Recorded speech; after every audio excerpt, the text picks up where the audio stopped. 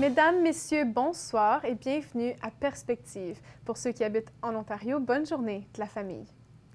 Tout sur le consistoire aujourd'hui qui a eu lieu en fin de semaine au Vatican. D'abord, jeudi dernier s'ouvraient les travaux pour la réforme de la curie romaine. Les cardinaux du monde entier étaient rassemblés à Rome jusqu'à vendredi pour réfléchir sur son organisation et son rôle dans l'Église et dans le monde. Ils ont d'ailleurs affirmé la place essentielle des laïcs et des femmes dans la vie de l'Église, leur désir de mieux refléter l'universalité de l'Église, de nommer des personnes compétentes dans les diverses responsabilités de la curie, d'appuyer davantage les églises locales et de rechercher une plus grande communion au sein même du collège cardinalice. Le cardinal Gérald Cyprien Lacroix a été interrogé vendredi dernier sur les travaux de la curie romaine de la semaine dernière. Je vous propose d'écouter un extrait de son entretien au micro de Radio Vatican.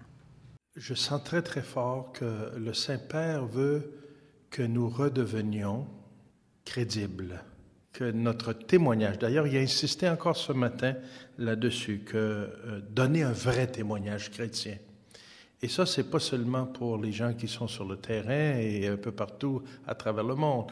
La curie doit aussi, les employés, les gens qui travaillent ici, les collaborateurs plus rapprochés du Saint-Père doivent nous donner un témoignage de vie chrétienne. Il l'a dit à plusieurs reprises, il faudra en arriver à sortir de ce carriérisme, de cette recherche de pouvoir. Samedi dernier était le jour J de la création des nouveaux cardinaux à Rome. Ils étaient 20 à se joindre désormais au rang du Sacré Collège.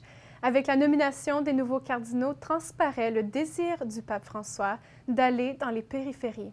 D'ailleurs, 4 pays reçoivent un nouveau cardinal pour la première fois, dont en Birmanie, Cap-Vert, les îles Tonga et le Panama. En compagnie des 160 autres membres du collège cardinalice, le pape François les a confirmés dans leur nouveau rôle lors d'une cérémonie à la basilique Saint-Pierre. Écoutez ce court reportage sur la création des nouveaux cardinaux. Être cardinal incardiné dans l'église de Rome, ce n'est pas un honneur, mais une dignité. C'est ce qu'a expliqué François aux 20 nouveaux cardinaux de l'église universelle lors du consistoire de ce samedi auquel assistait le pape émérite Benoît XVI.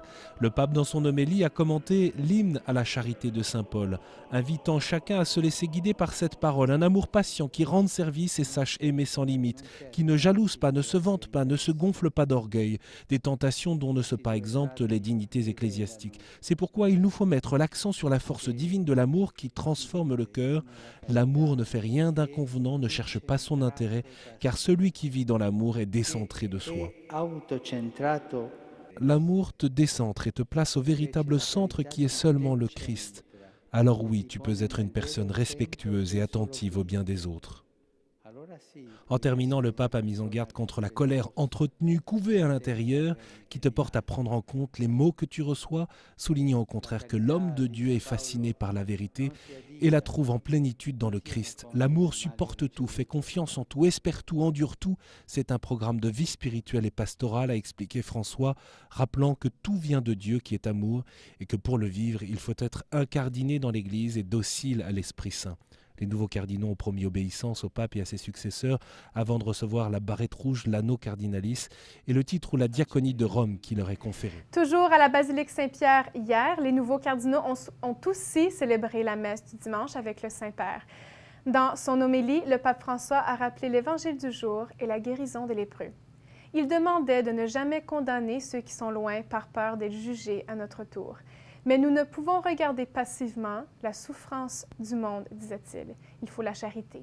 Selon lui, il est nécessaire d'apprendre le langage de la charité pour accomplir des guérisons, pour sauver ceux qui sont perdus. C'est la logique de Dieu qu'il a décrit comme celle de la miséricorde, de l'intégration et de l'accueil. Pour conclure, il s'est adressé encore une fois aux cardinaux. Le Saint-Père est revenu sur le thème du service en disant que c'est sur l'évangile des exclus que se joue, se découvre et se révèle notre crédibilité. Ne manquez pas une nouvelle émission ce soir à 19h35 de Focus catholique, une entrevue avec Pierre Blanchard, ambassadeur de l'Ordre de Malte. Il nous parle de sa mission aujourd'hui, après 900 ans d'héritage. C'est tout pour cette émission. Merci d'avoir été avec nous. À demain.